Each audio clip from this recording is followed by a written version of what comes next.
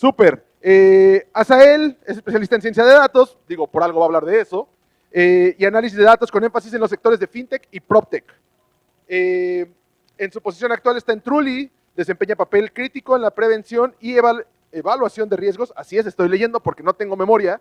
De todos modos, o sea, quien no sepa puede encontrar toda esta información en la agenda. Así como la toma de decisiones estratégicas y no les voy a leer, ustedes lo pueden leer. Creo que vale más la pena que Asael se presente por su propia cuenta. Mi voz cuenta menos que la de él, entonces es más interesante eso. Los dejo con Asael. Las preguntas, recuerden, idealmente al final. Asael, el escenario es tuyo. Gracias por apoyarnos. Denle un aplauso para que arranque y no vomite. Ok, gracias. Listo. Okay, listo. Bueno, ¿qué tal? La idea de esta plática, primero quisiera conocer a qué se dedica la mayoría, si alguno ya ha estado en un proyecto de Data Science en su trabajo o en la escuela o donde sea, si alguno le ha tocado en cualquier tipo de rol. Ok, bueno, 1, 2, está bien. Voy a tratar de dar la plática muy introductoria para que sea disfrutable para todos. Primero, ¿de qué no voy a hablar? No voy a hablar ni de entrenamiento de modelos, ni de selección de variables, ni de matemáticas, ni de estadística. Vaya, los únicos números que están en la presentación son de adorno. ¿Por qué? Porque todo el tema de la modelación y de la teoría normalmente es de lo que más se habla y es lo que uno ve a lo mejor en la escuela o en los cursos de internet son los que más abundan. Y la realidad es que el Data Science o los proyectos de Data Science involucran muchísimo más. Hay todo un ecosistema alrededor en el momento de que nosotros entrenamos el modelo, que los científicos de datos le decimos el punto fit, porque es como la funcioncita mágica que te va a entrenar el modelo y ya acabaste, ¿no? Pero involucra mucho más. De lo que sí voy a hablar es todo el panorama que está alrededor de la creación de ese notebook, llámese scoping de proyectos, monitoreo, y le voy a tratar de dar un enfoque muy startupero, que es la experiencia que yo he tenido. Entonces, bueno, para entrar en tema, ¿cómo podemos definir la ciencia de datos?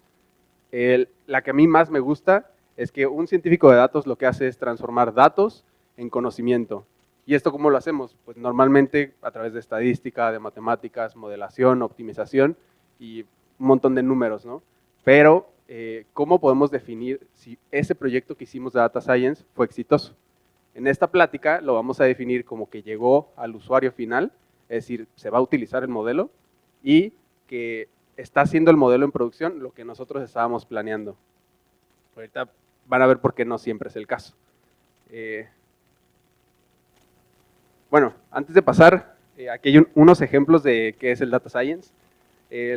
La ciencia de datos se utiliza desde en imágenes médicas, por ejemplo, las que están ahí, que pueden ser tomografías o radiografías. Uno puede utilizar modelos para ayudarle a los médicos a diagnosticar más rápido y con mayor certeza. Hay estudios que dicen que cuando los médicos se apoyan de este tipo de modelos, ojo, se apoyan, no que el modelo toma la decisión, los médicos toman decisiones muchísimo más acertadas y más rápidas, que obviamente ayuda a los pacientes, ¿no? Por otro lado, a lo mejor en un tema más divertido, todo TikTok pues está basado en un sistema de recomendación que al final es ciencia de datos, ¿no? La ciencia de datos es lo que nos ayuda a que el siguiente video que vemos en la plataforma pues nos dé risa. Y la parte a la que yo me dedico, toda la parte de prevención de fraude, de suplantación de identidad y riesgos de crédito, que son modelos que uno no ve, pero diario que ustedes aplican a un servicio financiero, hay un modelo por detrás que pues, está revisando si ustedes son quien dicen ser y pues si tienen la capacidad a lo mejor de pago del préstamo que están pidiendo. A lo mejor una tarjeta de crédito, un crédito hipotecario o créditos, microcréditos también. Entonces, bueno, ¿cómo se vive un proyecto de Data Science? Si uno busca ciclo de vida de Data Science, normalmente van a encontrar un círculo así. Esa es mi interpretación de cómo se vive un proyecto. Los proyectos normalmente involucran encontrar el alcance del proyecto, es decir, qué vamos a hacer y cómo lo vamos a lograr. Luego, qué datos tenemos disponibles. Vamos a la base de datos, buscamos datos abiertos. vemos qué podemos hacer con ellos y a partir de ahí ya podemos empezar a pensar en una prueba de concepto donde, bueno, ya tengo los datos, ahora hay que responder si lo que nos estamos planteando se puede lograr. Luego, ahora sí, desarrollamos el modelo, hacemos nuestro notebook, lo entrenamos y lo que quieran. Se lanza el modelo, se pone en producción en un servidor para que sea consumible, se monitorea y puede empezar todo el ciclo, ¿no? Normalmente los proyectos de Data Science son interminables, bueno, decimos que son interminables porque siempre se pueden mejorar. Vamos a hablar de eso también. Entonces, ¿qué nos toca a nosotros como científicos de datos hacer en la parte del alcance de proyecto? Lo que nos toca a nosotros es sentarnos con el equipo y primero definir bien cuál es el requerimiento de negocio. Hay muchas veces que no se tiene muy claro el problema y si no sabemos qué vamos a resolver, es muy difícil llegar a la solución o nos podemos poner a experimentar y nunca vamos a terminar, ¿no? Porque no sabemos cómo se debe ver la solución. Los objetivos que puede tener un proyecto de ciencia de datos son automatizamiento de tareas, reducir costos, mejorar tiempos, toma de decisiones o información de decisiones. Hay modelos que, al contrario de los médicos que estamos hablando ahorita, el modelo toma la decisión por sí solo. Por ejemplo, en los modelos de riesgo crediticio hay como ambas modalidades. Hay empresas que toman la probabilidad de impago que le saca el modelo y dice, mira, si tiene un 80% de probabilidad de que no me va a pagar, ya, no le des el crédito y en automático te rechazan. Y hay otras empresas que no, que tienen a un analista de crédito que ve la probabilidad y dice, a ver, el modelo me está diciendo 80%, pero yo estoy viendo que sí tiene un buen trabajo o a lo mejor acaba de liquidar una deuda, entonces pues sí tiene la capacidad de pago, ok, sí le vamos a dar el crédito. Entonces está como la parte de toma de decisiones automática y toma de decisiones asistida. Luego, a ver, unas palabras de precaución. Como les menciono, para los científicos de datos normalmente nos encanta meternos en temas de inteligencia artificial y de machine learning y de modelos súper complejos, pero la realidad es que no siempre es necesario. Hay veces que el problema es muy simple, pero lo que requiere es como ese ojo clínico de entenderlo bien y encontrar la respuesta. A mí me tocó, justo cuando había entrado a una empresa, como unos días después, tenían un problema de churn de clientes. Eso significa que el churn de clientes es cuando un cliente te deja de consumir el servicio y te deja de pagar, ¿no? Y el problema era ese, entonces nos decían al equipo de ciencia de datos, oye, pues avísame de quién me va a dejar de utilizar. Y uno puede pensar, no, pues hay que meter un modelo de inteligencia artificial que revise todas las variables y el comportamiento del usuario, no sé qué, y a lo mejor sí, funcionaría muy bien, pero nos tomaría muchísimo tiempo. Yo le decía, bueno, sí lo podemos hacer, pero a ver, primero acabo de llegar, no sé ni qué datos tienes, y me va a tomar por lo menos un par de meses entender tus datos y darte un modelo funcional. Entonces, a ver, primero dame chance, déjame ver tus datos, y ya que veo los datos y empiezo a hacer el análisis exploratorio de los datos, pues me doy cuenta que los clientes que se iban eran los clientes que te dejaban de utilizar por un mes. O sea, la mayoría de los clientes que dejaban de pagar tenían un mes que no entraban a la plataforma. Y la solución que les dimos fue, oye, te va a llegar a tu correo una lista con todos los que no te han utilizado en 3 semanas, pásale la lista comercial y que comercial vaya y los busque y entienda la problemática de por qué ya no te están utilizando. A lo mejor el sistema, no sé, les dejó de funcionar o no se aplica a su caso de uso y lo podemos mejorar. Y con eso, ¿no? Entonces, con una simple lista ordenada logramos solucionar el problema que a lo mejor nos pudo haber tomado meses en implementar un modelo de Machine Learning. Y aquí la enseñanza que quiero dejar es que no siempre hay que meternos a las soluciones complejas. Creo que la chamba de un científico de datos es de enamorarse del problema antes de la solución. Pues bueno, ya sabemos cuál es el problema, ya sabemos cuál es el requerimiento de negocio. ¿Ahora qué? Bueno, hay que contestar la pregunta de si se puede hacer. ¿Y cómo lo podemos lograr? A través de una prueba de concepto. Dependiendo del equipo donde estemos, una prueba de concepto puede ser desde traerte tu experiencia si ya hiciste algún proyecto similar. Por ejemplo, yo que ya he hecho modelos de crédito, si me dicen, oye, ¿podemos hacer un modelo de crédito? Tengo estas variables, ya puedo decir sí o no, porque ya lo he hecho, ¿no? Muchas veces nos enfrentamos a problemas que no conocemos, que hay datos completamente diferentes y pues nos podemos remitir a 2 tipos de pruebas de concepto. hay más, pero esos son los principales. La primera es un análisis de la literatura académica. Normalmente, si el problema es complejo o es un problema, es complejo, pero es bien conocido en la comunidad, uno pues se puede ir a investigar qué ha hecho la academia y, por ejemplo, en Papers with Code o en Archive, nos podemos meter a ver qué han hecho las demás personas, qué rendimientos han tenido, qué datos han utilizado, y en base a eso ya podemos decir, ah, mira, ellos tienen un dataset similar y tienen un rendimiento tal, entonces pues nosotros también lo podemos hacer. O podemos decir, ¿sabes qué? Nos faltan estos datos, nos falta esta tecnología o nos faltan estos recursos para lograrlo. Y listo, ¿no? Como les menciono, dependiendo del equipo y dependiendo del problema, la prueba de concepto puede ser desde, no sé, una plática de 2 minutos hasta un análisis de 2 semanas. El otro tipo de prueba de concepto que puede haber, cuando uno ya tiene los datos y ya está muy claro, digamos, cuál va a ser tu entrada del modelo y cuál va a ser tu salida, por ejemplo, en los modelos de crédito, tu entrada puedes tener muy claro que ya tienes los ingresos de la persona, si ya te ha utilizado antes, si es activo en tu plataforma, y la salida del modelo es muy clara también, si te va a pagar el crédito. Si ya tienes ejemplos así, lo que puedes hacer es hacer un modelo muy simple con una librería ya hecha, donde literal nada más le pongas, oye, mi input es este y mi output es este, entrena y ya, y mides performance. Si funciona, pues ya puedes saber que lo puedes hacer mejor con modelos más complejos. Si no funciona, a lo mejor te toca ir a buscar nueva data. A ver, a los que se dedican a la programación, creo que a todos nos ha pasado terminamos de programar, funciona en tu computadora y luego en el servidor ya no jaló. Y tú, ¿qué pasó, no? En la ciencia de datos nos pasa algo similar. Cuando nosotros entrenamos modelos, nosotros somos muy dependientes de la data que entra al modelo. Si un número, por ejemplo, si un número viene en, digamos, un porcentaje, viene en decimal, pues a la hora de producción también tiene que venir en decimal. Si a lo mejor si al data engineer o al de base de datos se le ocurrió guardarlo como porcentaje, o sea, lo multiplicó por 10, ya no va a jalar nada. O sea, no hay forma. Entonces, la manera en la que nosotros lo hemos ido solventando en la empresa es tener pipelines paralelos, tanto de entrenamiento como de producción. ¿Y esto a qué me refiero? Normalmente, bueno, por ejemplo, en mi empresa donde todo se basa en llamadas a APIs, normalmente tú le mandas un usuario y le dices, dame la información de este usuario único. Pero yo para mis modelos necesito la información de 10,000 usuarios, ¿no? Entonces no me puedo colgar de la API 10,000 veces porque la voy a tumbar. Entonces lo que hacemos es como sacar un pipeline paralelo de esos datos para que a mí me llegue la información igualita como va a estar en producción y con eso entrenar.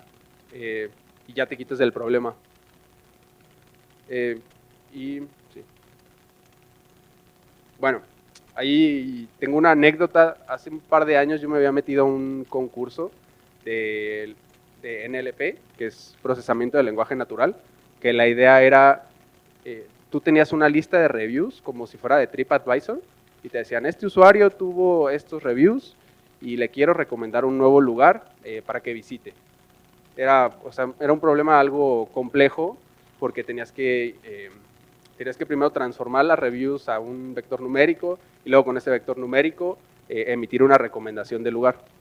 Y aquí la historia fue que ya yo estaba como a las 2 de la mañana haciendo experimentos, moviéndole a los pipelines, moviéndole a los modelos, y ya llegó un momento que eran como las 2 de la mañana, mi modelo ya había funcionado y ya tenía un rendimiento que yo decía, ya con este rendimiento voy a ganar. Y ya, bueno, dije, bueno, no tengo sueño, le voy a seguir un ratito, ¿no? Y seguí experimentando, le seguía moviendo mi código, le seguía moviendo a los hiperparámetros de los modelos, al pipeline, al preprocesamiento, y pues no jalaba, ¿no? O sea, tenía un rendimiento más bajito. Y dije, bueno, no importa, me regreso al modelo que tenía antes.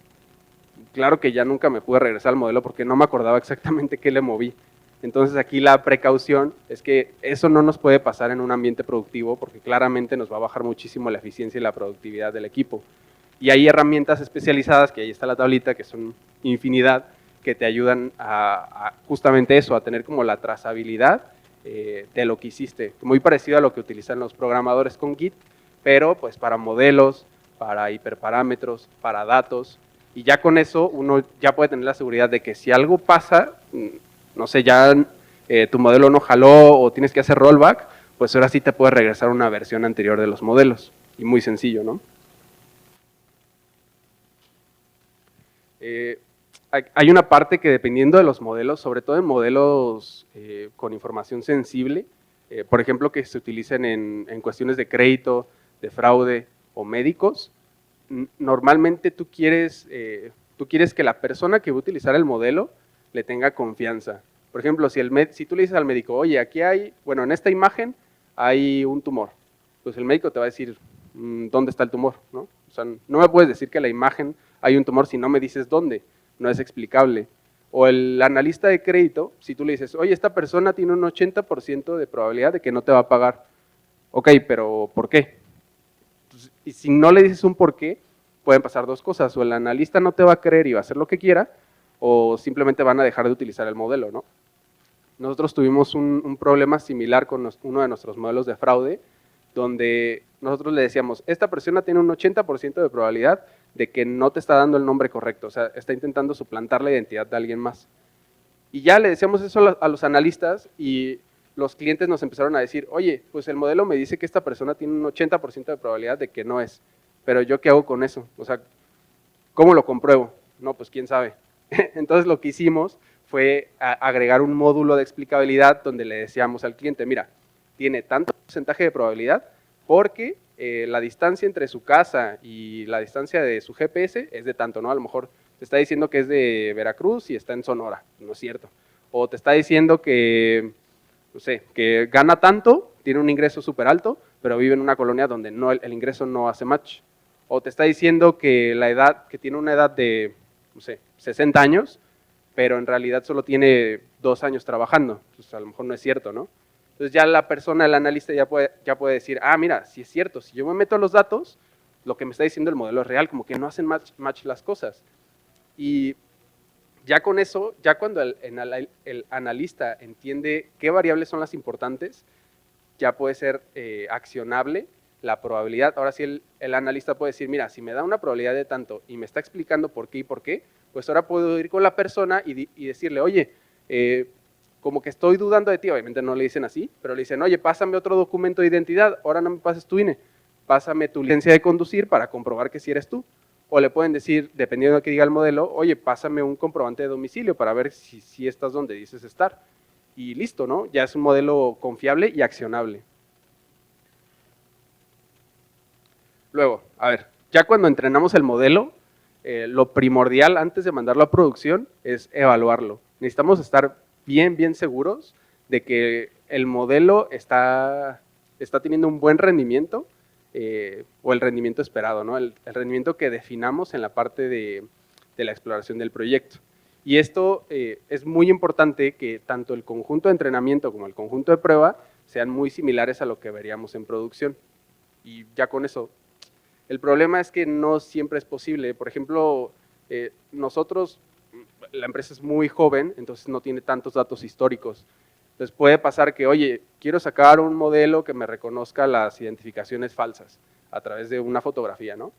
Pues ok, pero tenemos 10 fotos, o sea, no va a jalar.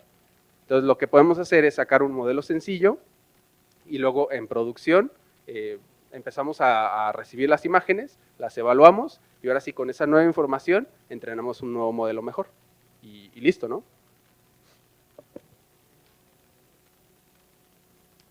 Esta parte que no está en el ciclo de vida, pero creo que es súper importante, es la parte del showtime. Una vez que ya entrenaron el modelo, ya tienen una super métrica de evaluación, ya dijeron, mira, mi modelo te va a encontrar con un 90% de accuracy tus potenciales clientes. O sea, si tú le vendes a ese güey, el 90% de las veces te va a decir que sí. Ok, está bien. Pero cuando tú lo presentas ya al stakeholder, por ejemplo, al project manager o al product owner o al director de la empresa o al cliente, tú no le puedes decir, oye, mi modelo tiene un 55% de accuracy, porque a lo mejor hasta suena feo, ¿no? Dices tú, bueno, 55 no suena chido, es como reprobatorio casi. Entonces, lo que uno tiene que hacer como científico de datos es la parte de la comunicación. Entonces, aquí la idea es como enmarcarlo en la forma como lo entiende el negocio. Por ejemplo, en esta parte de los clientes, si yo te digo, oye, mi modelo tiene 55% de accuracy, no suena tan chido, pero si el modelo anterior tenía 50%, ok, ahora tu revenue va a subir un 10%, y eso sí lo entiende el negocio, ¿no? El negocio ya va a decir, ah, este nuevo modelo me va a traer un 10% más de lana. pues qué chido, ¿no? Ahora sí ya me hace sentido el número, no lo mareas con tantas métricas y tantos números. Y la otra que a mí también me ha funcionado es, si es posible, hacer un live demo. Por ejemplo, con este modelo de las identificaciones falsas, pues sí, las métricas se veían muy bien, pero cuando yo vi como un impacto mayor en los stakeholders, fue cuando le dije, mira, agarra tu INE, photoshopéale una imagen y pásala por mi modelo. Y el modelo enseguida te decía, es falsa. Entonces ya el stakeholder dijo, a huevo, esto sí funciona, ¿no? O sea, ya ni siquiera necesito ver las métricas. Bueno, ya pasó, ya tiene el check del stakeholder, ahora sí hay que lanzarlo a producción. Y aquí está como el eterno dilema que tenemos todos los que nos dedicamos a la programación, que es el esquema de microservicios contra el monolito. A mí lo que más me ha funcionado es como un esquema medio híbrido, donde nosotros tenemos un repositorio por cada modelo, es decir, tenemos un repositorio del modelo de ingresos, y ahí es donde se entrena, ahí es donde se evalúa y ahí es donde se hace todo. Y luego tenemos otro repositorio donde es el servidor, y ese servidor va a traer todos los modelos que tengan como características en común. Por ejemplo, todos los modelos que tengan que ver con scoring de usuarios, pues van en el servicio de user score, ¿no? Y todos los modelos que compartan como características de entrenamiento, pues pueden ir en el mismo servidor, y así eres como un poquito más eficiente en tu uso de recursos, sin quitarte la flexibilidad de poder entrenar los modelos como tú quieras. Y es lo que más nos ha funcionado.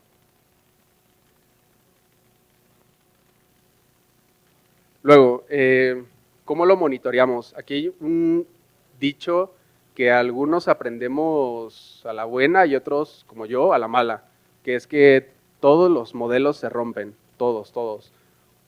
Aquí es la diferencia del código, donde si tu ambiente no cambia, pues uno dice, este código va a jalar por toda la vida, ¿no? Como los bancos que todavía utilizan COBOL.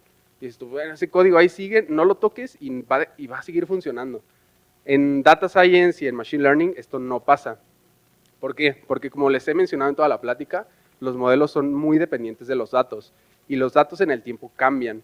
Por ejemplo, en TikTok, ¿no? Ustedes usan TikTok y como ellos entienden qué les gusta a ustedes, es que les hacen match con otra persona similar. O sea, si ven que Juanito le gustan los videos de gatitos y ven que María también le gustan los videos de gatitos, pero también le gustan los videos de perritos, a Juanito le van a empezar a recomendar videos de perritos, ¿no? Y listo, te hacen match con una nueva persona. Pero, ¿qué pasa cuando a María le dejan de gustar los videos de gatitos?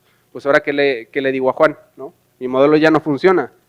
Entonces, los modelos tienen que cambiar, se tienen que ajustar a los datos para que no se rompan. Y el problema en esto es que es muy difícil de darte cuenta cuándo se rompe, porque si tú dejas el código, el modelo va a seguir jalando y te va a seguir dando una recomendación, por ejemplo. O sea, TikTok te va a seguir sacando un video, pero a lo mejor a las personas ya no le va a gustar.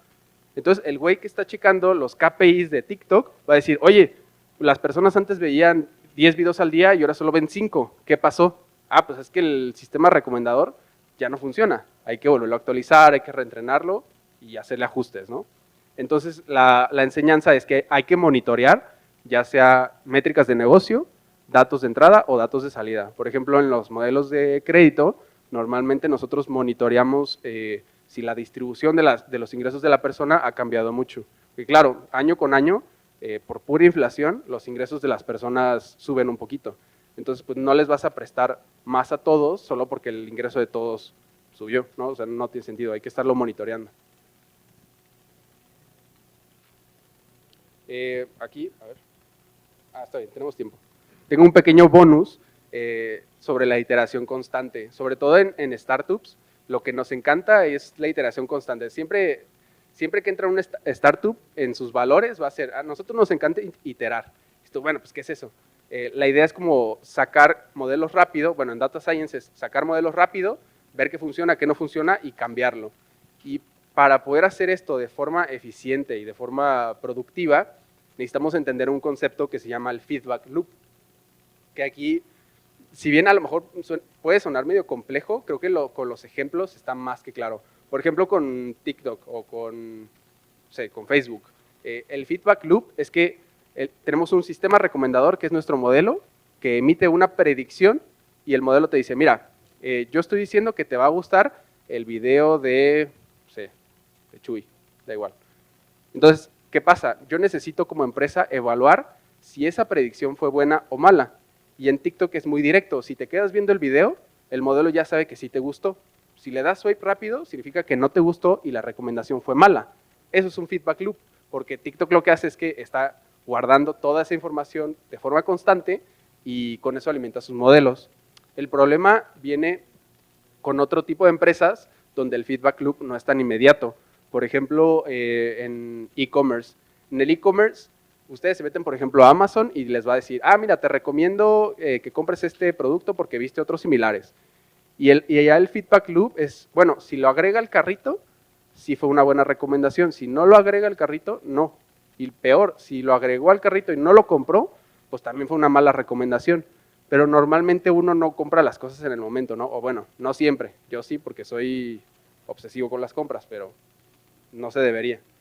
Y otros tipos de loops son en los créditos. En los créditos, este feedback es muchísimo más largo, ¿no? Porque yo te digo, oye, sí, préstale a este vato, pero no sé si te va a pagar hasta dentro de un mes, 2 meses o un año.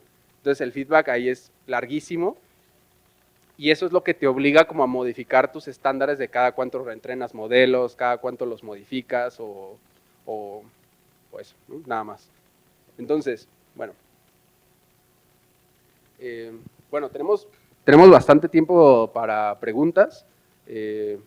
No sé si alguien tiene alguna o me gustaría dar un par de comentarios para cerrar si nadie tiene alguna pregunta.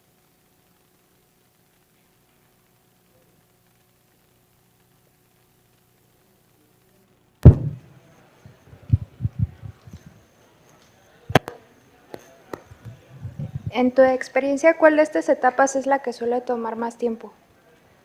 Depende mucho del problema y del equipo. Si tu equipo no está muy, digamos, versado en datos y no está acostumbrado a hablar sobre data science, modelos o este tipo de cosas, normalmente a lo mejor te va a costar mucho convencerlos de que a lo mejor el modelo que hiciste sí es bueno, ¿no? Porque tú le dices, oye, tuvo una accuracy de tanto, pues a lo mejor no te va a entender, te va a decir, no, yo quiero uno del 100%. Oye, pero eso no se puede. Y va a costar, ¿no? Si tu equipo es muy versado en datos, pues tú le puedes decir, oye, vamos a hacer un modelo y va a tener el accuracy que caiga, porque uno no sabe qué accuracy va a tener, y ya a lo mejor la otra persona puede entender, ah, mira, pues sí, o sea, el modelo que tengamos va a ser mejor a lo que tenemos actualmente, y sale. Dependiendo del problema, hay algunos problemas que son complicados. Por ejemplo, en este modelo que hicimos de las identificaciones falsas, lo primero que hice fue meterme a la literatura, y nos encontramos con un artículo de unas personas creo que era en Ecuador, donde habían hecho algo similar. Ellos agarraron identificaciones y hicieron un montón de información sintética. ¿A qué me refiero? Literal las imprimieron y empezaron como a hacer recortes y a editarlas, ¿no? Como lo haría alguien que te está intentando defraudar. Las photoshopearon, las editaron de forma física y con eso entrenaron sus modelos. Y ahí está el artículo, ¿no? Yo dije, ah, pues qué chingón, nomás hago lo mismo y ya va a funcionar. Y lo intentamos y no nos salió para nada igual que ellos. Entonces, nos tocó meternos a los datos y nos dimos cuenta que las imágenes que nosotros estábamos recibiendo había muchísima variedad. O sea, la gente lo photoshopeaba con Photoshop, con, digamos, ediciones profesionales. Había gente que lo hacía con el Paint. Había gente que arrancaba imágenes y las ponía encima de los documentos. Había gente que agarraba las imágenes las imagencitas infantiles como de farmacia o de estudio y las pegaba ahí. Entonces, la variedad era inmensa, inmensa. Había gente que incluso utilizaba aplicaciones de deepfakes, o sea, que toma tu cara y la pone en otra persona. Y tú, bueno, pues no tiene nada que ver con lo que hicieron estos chavos en Ecuador, porque ellos solo photoshopearon todo ellos y solo hicieron recortes. Entonces, todas sus imágenes se parecen, pero las nuestras no, todas nuestras imágenes están diferentes. Entonces, eso ocasionó que se fuera alargando el proyecto. Entonces, todo depende del problema y del equipo. Gracias. Y en tu experiencia también, ¿qué recomendaciones puedes dar para definir milestones en estas iteraciones, ¿no? Es decir, como los logros y mejoras que se le tienen que hacer al modelo. Sobre todo primero creo que hay dos. Cuando el modelo es de creación inicial, o sea que no tienes absolutamente nada, lo que a mí me funciona como para definir entregables con el equipo, es decir, mira, primero vamos a bajar los datos, vamos a hacerle un análisis exploratorio y te voy a decir qué encontré. Ahí ya te voy a poder decir si se puede hacer el modelo o no. Y ese es como tu primer entregable, tu primer milestone. Una vez que ya viste que se puede, lo que yo normalmente hago es, vamos a hacer un modelo inicial, un modelo rápido que yo puedo hacer a lo mejor en un día o medio día, y te digo qué rendimiento tuve. Si el rendimiento es bueno, pues ya metemos esa producción y ya acabamos. Si vemos que se puede mejorar, pues te voy a decir, mira, vamos a intentar este otro modelo que nos va a tomar a lo mejor probar una semana, y en una semana te digo si funcionó o no. Ese es uno de los problemas más grandes que tenemos en Data Science, porque choca mucho con el Project Management, ¿no? Que normalmente dicen, oye, necesito que me digas cuándo va a estar el feature, si va a estar en una semana o no. Y la verdad es que uno no sabe hasta que se meta con los datos, entrene el modelo y vea si el rendimiento es bueno. Hasta que terminas, sabes si va a jalar. Ese es el problema. Sí. ¿Cuál es tu stack tecnológico para entrenar un modelo? Igual, también depende de los modelos. Por ejemplo, para datos tabulares, yo casi siempre utilizo a lo mejor un Random Forest o un XGBoost, que termina siendo a lo mejor sklearn o la propia librería de XGBoost. Si son datos de imágenes, utilizamos ya sea TensorFlow o PyTorch, y esos son como los principales de entrenamiento. ¿En AWS o en alguna nube en específico? Nosotros, como son modelos relativamente pequeños, todo lo entrenamos en local, porque no hacemos modelos con Big Data.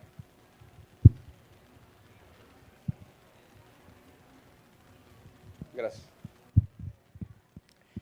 ¿Qué tal? En el área de ciberseguridad, por ejemplo, mencionaste la ocasión en la que la gente cometía fraude tomando imágenes de diferentes formas y todo eso, pero por ejemplo, en el área de ciberseguridad, ¿alguna vez te ha tocado implementar este tipo de modelos? ¿Qué tanto difiere pues, de la trampa que se puede hacer físicamente versus la que se puede hacer pues, cibernéticamente, por así decirlo? En ciberseguridad directamente no me ha tocado, pero algunos de los sistemas que implementamos tienen que ver con esa parte, y lo que hacemos es como cosas sencillas, ¿no? Por ejemplo, checar la IP, si la IP viene de algún sitio malicioso o de algún sitio conocido que ha hecho otro tipo de fraudes, por ese lado le damos, pero en ciberseguridad tal cual no.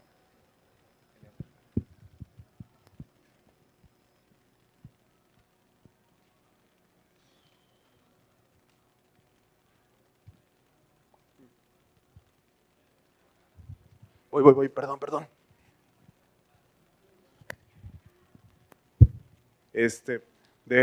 Todos los bullets que nos platicaste, que son como los puntos importantes para hacer que nuestro proyecto de datos sea exitoso, ¿cuál crees tú que es el más importante y por qué?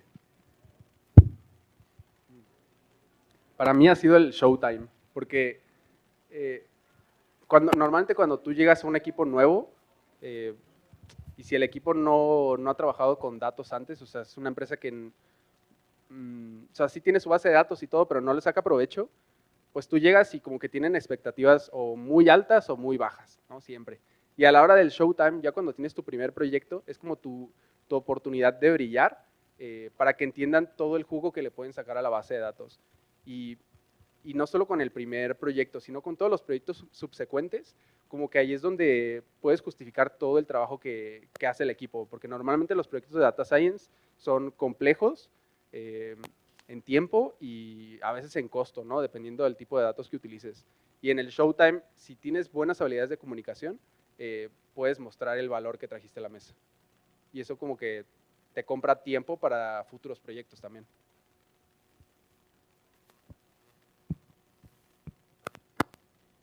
¿No hay más preguntas? ¿Algo? ¿No? Entonces estuvo bien explicado, ¿no? Me imagino. ¿Todo chingón? Gracias. Ok. Ah, acá hay preguntas, chingón. Paso.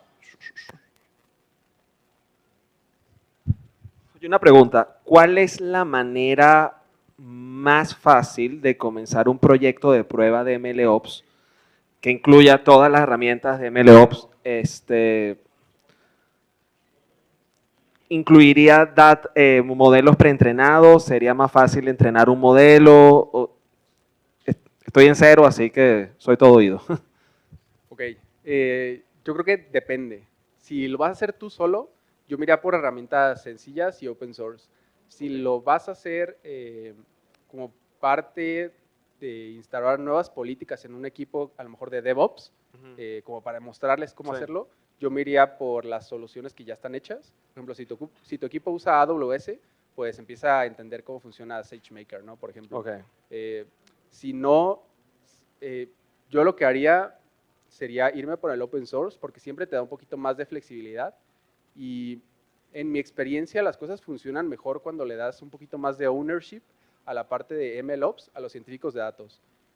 Porque así como que la gente se acostumbra a sacar buen código, que esté listo para producción, y ellos mismos entiendan qué tiene que tener un modelo para que funcione en producción. Y no, no decir, ah, mira, ya hice mi notebook y ya que el DevOps se encargue, ¿no? Claro. Esa Ok. sería mi recomendación. Vale. Gracias. ¿Más preguntas? ¿No? ¿Arriba, abajo? ¿No? ¿Allá? Epa. Primero allá blanco y después acá enfrente. Muchas felicidades, la verdad, muy bien preparado. Oye, me quedé con la duda de lo que decías de los modelos que tienen una accuracy, será como exactitud del 50%. ¿A qué se debe y por qué los gerentes a veces no lo entienden? Quieren algo del 99% o algo así enfocado como calidad, ¿no? Sí, yo creo que porque no suena bien. O sea, literal es por eso. Si tú no estás acostumbrado a cómo se evalúa un modelo, si te dicen, oye, esto se va a equivocar el 50% de las veces, te vas para atrás, ¿no? Dices, no, pues, ¿para qué lo meto? Entonces, si tú lo logras como enmarcar en lo que estás ganando al implementarlo, pues ahora sí como que le das un poquito más de contexto al manager o al stakeholder de qué significa esa accuracy, ¿no? Yo creo que lo que más funciona, en vez de decir métricas como la accuracy, es transformarlo al lenguaje de negocio, que sean como, a lo mejor te voy a intentar recuperar tantos clientes, ¿no? Te voy a dar una lista de 100 clientes que de esos a lo mejor 20 o 30 o 50 o los que sean, vas a poder lograr recuperar. O si lo puedes decir en dinero, pues mejor, ¿no? Si le dices, oye, a lo mejor esta máquina ahorita la estamos manteniendo cada mes, pero no necesariamente se necesita mantener cada mes. A lo mejor hay algunas máquinas que cada 2 semanas las tienes que dar su mantenimiento. O a lo mejor hay otras máquinas que están funcionando bien y aguantan otro mes. Entonces ya con eso tú le puedes decir, mira, si metemos este modelo, te vas a ahorrar las máquinas que no le tenías que dar mantenimiento, te vas a ahorrar tanto en dinero y te vas a ahorrar hablarle al técnico cuando se te descomponga la máquina que tenías que darle mantenimiento antes, ¿no? Que esa parte del lenguaje de negocio es la que más funciona, más allá de las métricas. ¿Está relacionado con la eficacia o eficiencia en ese porcentaje que comentas? O... Sí, a ver, hay como diferentes, yo creo que depende con quién hables, pero la definición dura de la accuracy es, digamos, a cuántos les atinaste, literal. O sea, si vas a predecir si un cliente se va a quedar o se va a ir, pues a cuántos clientes les atinaste, literal. Ese es el accuracy, pero depende un poquito de con quién hables, ¿no? Muchas gracias. De nada. ¿Qué tal? Buenas tardes. ¿Qué tan complicado ves el que alguien se mueva de algún otro rol, sea de sistemas, cloud o de development, hacia un puesto como de machine learning? ¿Y en tu experiencia te ha tocado ver que se haga con frecuencia?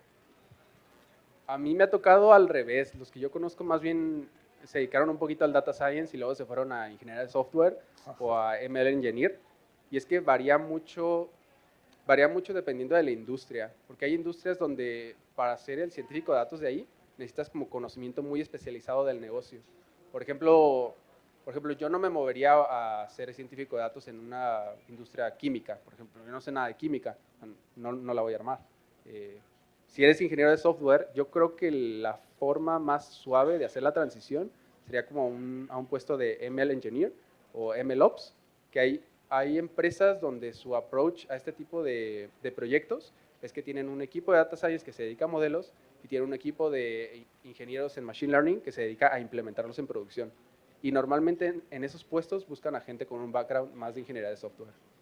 Y en MLOps, pues un background de DevOps. Okay, muchas gracias. Súper. Chan. ¿Tenemos espacio para una última pregunta? Súper.